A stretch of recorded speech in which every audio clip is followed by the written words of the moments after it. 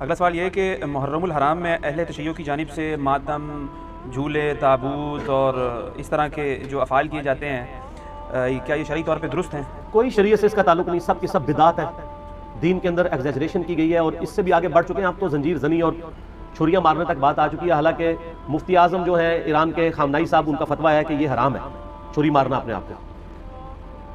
لیکن آپ کو پتہ ہے انڈیا پاکستان بنگلہ دیش میں جو شیعہ، یہ تو شیعہ ہے ہی نہیں ہے، یہ تو ذاکرین کے فالورز ہیں، کوئی علمی شغف ان کا ہے نہیں ہے۔ انہوں نے رسومات کا نام جو ہے وہ اہل بیت اور مکتب اہل بیت اپنے آپ کو کہہ رہے ہیں۔ مولانا اسحاق صاحب رحمہ اللہ تعالیٰ، جن کی بڑی ایکسپرٹیز تھی اس فیلڈ میں، انہوں نے باقاعدہ شیعہ کی فقہ کی کتابوں سے بتایا کہ ماتم کرنا حرام ہے۔ وہ آج کے علماء کی لکھی نہیں، پرانی ہے۔ یہ بدعات ہیں جو انہوں نے داخل کی ہیں، جیسا کہ کئی بدعات اہل سنت کے یہاں بھی داخل ہو گئی۔ یکم محرم کا جلوس بھی تو بدعت ہے نا۔ اگر 10 محرم کا بدعت نکالا ہوا ہے انہوں نے، پروگراموں کے میں خلاف نہیں ہوں، آپ کریں، سارے خلفائے راشدین کے پروگرام کریں، لیکن سڑکیں بلاک کر کے لوگوں کو تکلیف میں ڈالنا، مریض ہاسپٹل تک نہ پہنچ سکے، بچے سکولوں تک نہ پہنچ سکے، اور اس طریقے سے یہ معاملات کو کرنا یہ نہیں ہونا چاہیے۔ آپ کنٹرول انوائرمنٹ کے اندر کسی گراؤنڈ میں سرمنی کریں، کسی مسجد میں کریں، کسی امام بارگاہ میں کریں، ضرور کریں، لیکن یہ جو باقی جو چیزیں، یہ جھولے اور ذوالجناح کے جلوس نکالنا اور یہ پنجے اور اس کے نیچے سے گزرنا، اور پھر آج کل تو گھوڑوں کو دفنا بھی رہے ہیں، ٹھیک ہے، تو یہ سب کے سب بدعات ہیں، دین میں داخل کی ہیں، اور اس کی وجہ سے شیعہ کی ان ایکٹیویٹیز نے یعنی مکتب اہل بیت کو نقصان پہنچایا ہے۔ بجائے کہ ان کی تعلیمات کو سامنے لایا جاتا، ان لوگوں نے ان معاملات میں ڈالنا شروع کر دیا۔ ماتم بھی بالکل حرام ہے۔ میں نے یوٹیوب پہ میرا کلپ آلموسٹ 20 لاکھ کے قریب لوگ دیکھ چکے ہیں، ماتم کے حق میں شیعہ کے 3 دلائل، میں نے اس کا جواب دیا، اور اس میں جو ایک ٹاپ آف دا لسٹ یہ پیش کرتے ہیں، میں حصول برکت کے لیے عرض کر دیتا ہوں۔ بلکہ میں اگلے دن ایک شیعہ عالم کو دیکھ رہا تھا، تو وہ دنیا ٹی وی پہ ایک پروگرام تھا، اس پہ بیٹھ کے وہ کہہ رہے تھے کہ جی پہلا ماتم تو سیدہ عائشہ نے کیا ہے، ٹھیک ہے جی، نام میں نہیں لیتا، آپ سب کو پتا ہے کیونکہ نام والی پالیسی اب نہیں ہے۔ تو اب اس بیچارے کا بھی قصور نہیں ہے، اس نے اپنے بابوں سے ہی سنا ہوا ہے، اس نے مسند احمد خود کھول کے بھی نہیں کبھی دیکھی ہوگی، سنی اور نہیں کھولی بھی، تو اس بیچارے نے کہاں سے کھولنی ہے، جن کی اپنی کتاب ہے۔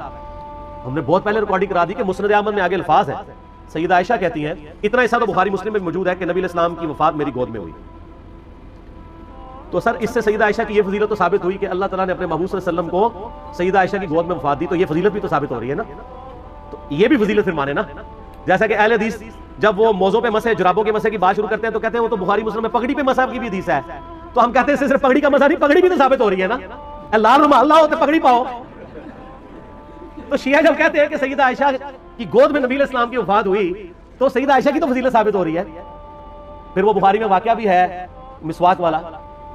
تو مسند احمد میں آگے الفاظ ہے کہ سیدہ عائشہ کہتی ہیں جب نبی علیہ السلام کی وفات ہوئی تو میں نے آپ کا سر تکیے پہ رکھا اور باقی عورتوں کے ساتھ مل کے میں نے اپنے چہرے کو پیٹنا شروع کر دیا۔ وہ کہتے ہیں دیکھیں یہ ماتم کا آغاز تو وہیں سے ہوا ہے، لیکن اس کے آگے الفاظ ہے کہ یہ میری کم عمری اور ناسمجھی کا نتیجہ تھا۔ تو اگر یہ انہوں نے ثواب سمجھ کے کیا ہوتا تو کہتی کہ یہ میری میچیورٹی اور ثواب کے حصول کا ذریعہ تھا، تو سیدہ عائشہ کا رجوع ثابت ہے۔ یہاں پہ بھی ایک دفعہ جن دنوں میں ہم مناظرے وغیرہ کر لیا کرتے تھے، یعنی آج سے 10 سال پہلے کی بات کروں، تو ایک شیعہ ذاکر آئے تو وہ بھی کتاب اٹھا کے اپنی لے آئے کہ جی یہ سیدہ عائشہ نے، میں نے کہا یار تمہیں بھی دھوکہ دیا کہ ہم مسند احمد کھول کے آپ کو دکھاتے ہیں، یہ تو ہمارے حق میں دلیل ہے، تو یہ آدھی روایتیں بیان کرتے ہیں۔ تو سیدہ عائشہ کا کوئی ماتم ثابت ہے۔ دوسری دلیل یہ وہ قرآن پاک سے لیتے ہیں کہ جب فرشتوں نے آگے بشارت دی سیدنا ابراہیم کی جو پہلی بیوی تھی سارہ کہ ان کے ہاں بھی اب اولاد ہوگی، تو انہوں نے حیرانگی میں اپنا چہرہ پیٹا تھا، جیسے عورتیں کہتی ہائے اب بڑھاپے میں ایک 80-90 سال کی بڑھیا پریگننٹ ہو جائے تو وہ تو پریشانی ہوگی نا۔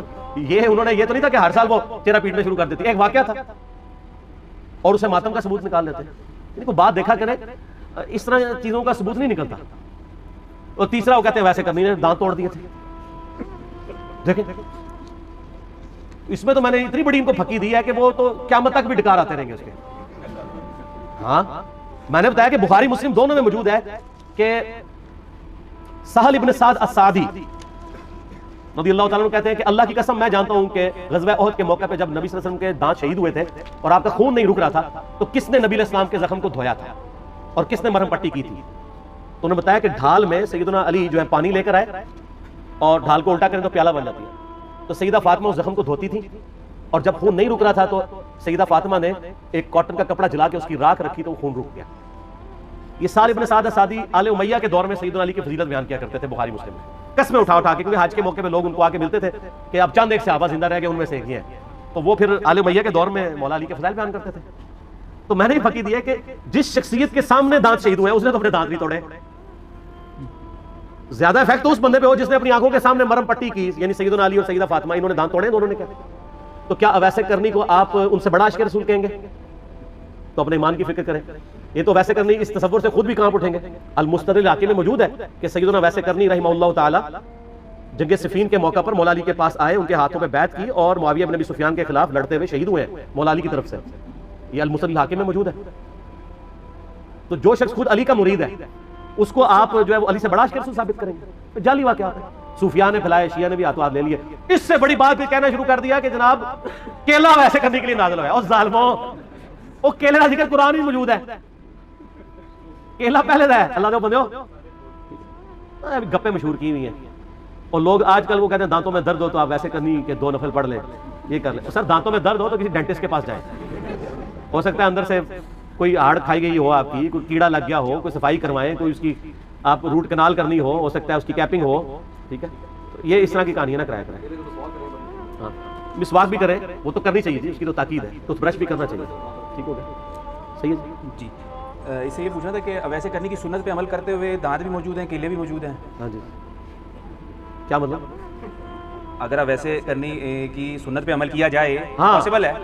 ہاں بالکل صحیح بات ہے. یہ مشورہ دے رہے ہیں کہ جو ویسے کرنے کی دلیل لیتے ہیں وہ ان کے دانت توڑے, اپنے کیلے ان کے لیے موجود ہیں. بالکل ٹھیک.